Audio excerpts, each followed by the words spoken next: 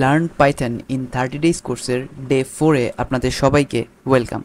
এই ভিডিওতে আমরা পাইথন ইনপুট এবং টাইপকাস্টিং সম্পর্কে বিস্তারিত জানব। সো চলুন শুরু করা যাক।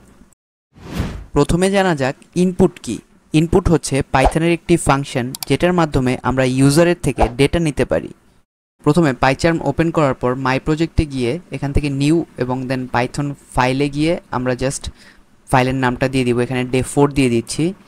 এরপর এখানে ধরেন আমি একটা ভ্যারিয়েবল ক্রিয়েট করে নিচ্ছি ইউজার নেম নামে।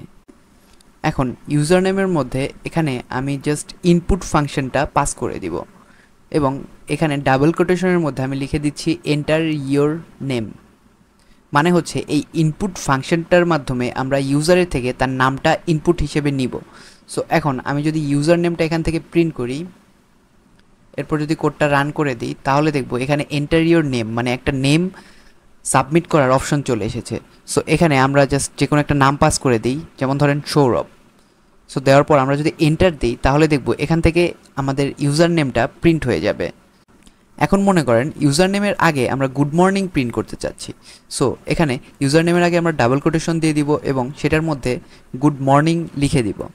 সো এখানে আমি গুড মর্নিং লিখে দেওয়ার পর এখানে ডাবল কোটেশনের বাইরে কমা দিয়ে দিলাম। কোডটা রান করার পর আমাদের নাম দিতে বলবে। সো আমরা একটা ইউজার নেম দিয়ে দিচ্ছি এখানে। দেন যদি আমরা ইন্টার প্রেস করি, তাহলে দেখবো এখানে গুড মর্নিং দেন ইউজারের নামটা প্রিন্ট হয়ে গেছে। সো এটাই হচ্ছে পাইথনের ইনপুট ফাংশন। এখন আমরা একটা কাজ করব, সেটা হচ্ছে পাইথন ইনপুট ফাংশনের মাধ্যমে ইউজার থেকে ইনপুট নিয়ে সেটা আমরা প্রিন্ট করব। সো এর জন্য আমরা এখানে নেম একটা ভ্যারিয়েবলের মধ্যে ইনপুট ফাংশনটা দিয়ে লিখে দেব এন্টার ইয়োর নেম। সো এরপর নেম ভ্যারিয়েবলের পর আমরা আরেকটা ভ্যারিয়েবল নিব এইজ। এইজের মধ্যে আমরা ইনপুট দিয়ে দিব এবং এটার মধ্যে লিখে দেব এন্টার ইয়োর এইজ।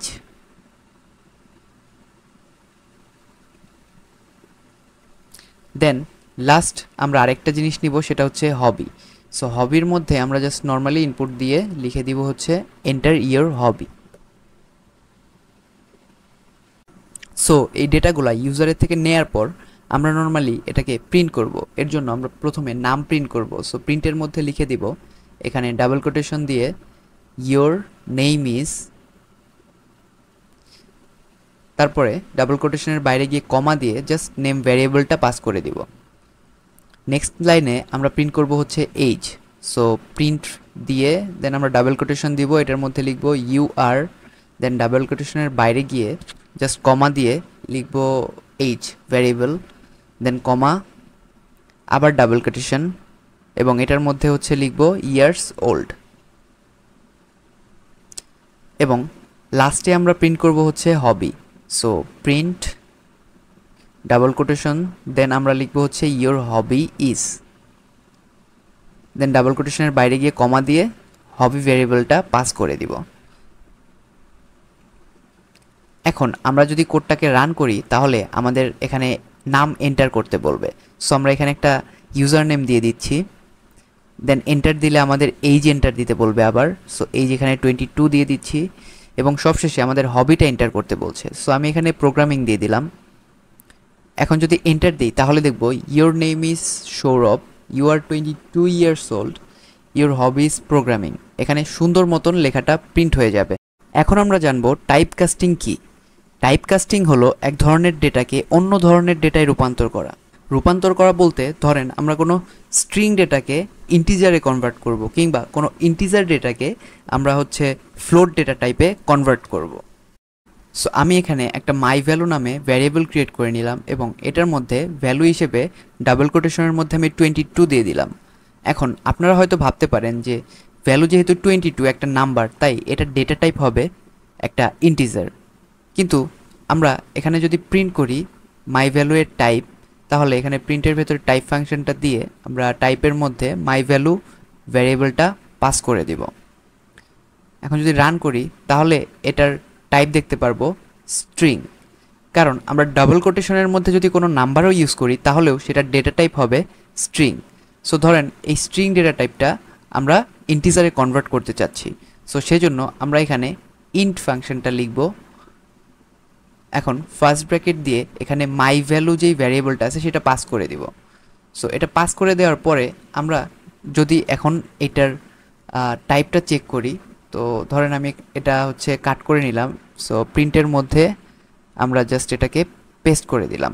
এখন যদি আমরা রান করি তাহলে এখান থেকে দেখব যে এটার ভ্যালু শুধু 22 দেখাচ্ছে, এবং এটার যদি টাইপ চেক করি তাহলে ফার্স্ট ব্র্যাকেটের মধ্যে দিয়ে দিব এবং এখান থেকে আমরা রান করে নিব।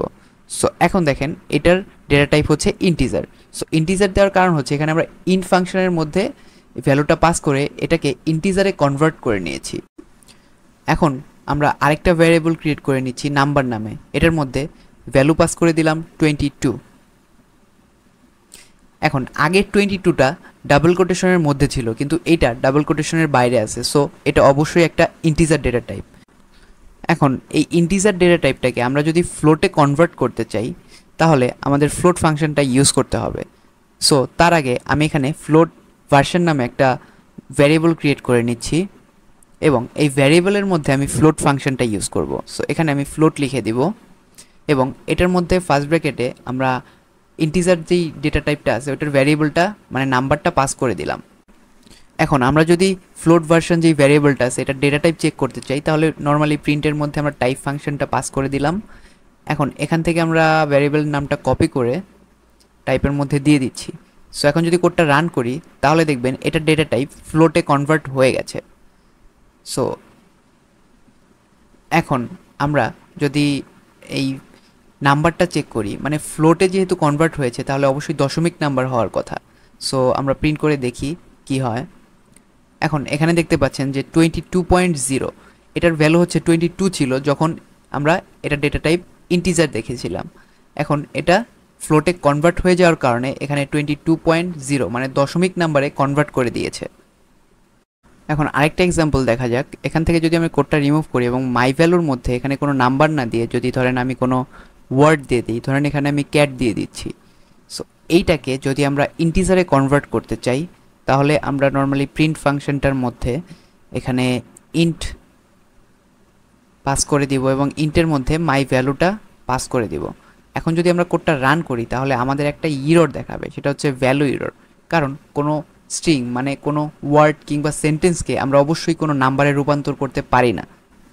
এই ভিডিওতে আমরা পাইথনের ইনপুট ফাংশন এবং টাইপ কাস্টিং সম্পর্কে জানলাম। নেক্সট ভিডিওতে আমরা কথা বলবো স্ট্রিং ম্যানিপুলেশন নিয়ে। ধন্যবাদ সবাইকে, দেখা হচ্ছে পরের ভিডিওতে।